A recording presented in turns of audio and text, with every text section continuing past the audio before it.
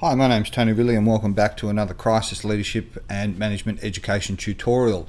In this section we're talking about priority decision making. This subset we're looking at alternate priority decision making tools, resources and considerations, and we'll touch upon SWOT analysis in this stage here.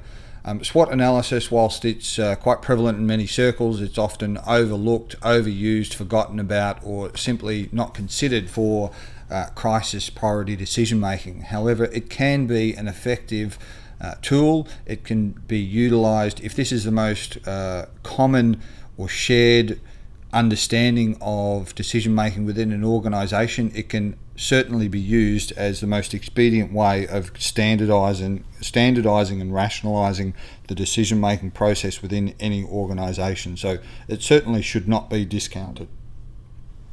When we take into consideration the various elements of SWOT analysis, from strength, weakness, opportunities and threats, when we begin the process, we should have an understanding of the overall element, so as we're not confusing one subset with another. But certainly as we start with something like strengths, for example, we need to ask both the obvious questions and contextual based questions.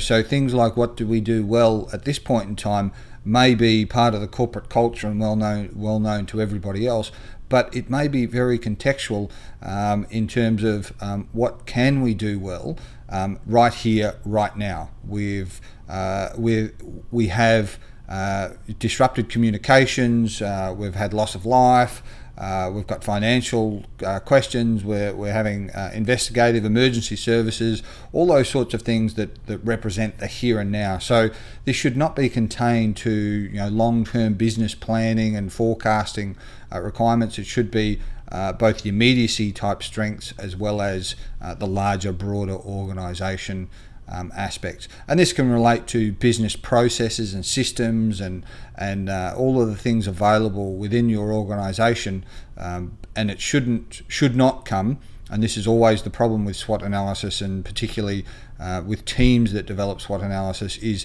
the overconfidence of statements related to strength and the understatement of issues related to weakness, because nobody wants to go on record or admit that they can't particularly do this at this particular point in time. But it's of paramount importance to ensure that some of those weaknesses are both documented as well as acknowledged and identified, because they can have catastrophic consequences if not identified and accepted early on the piece.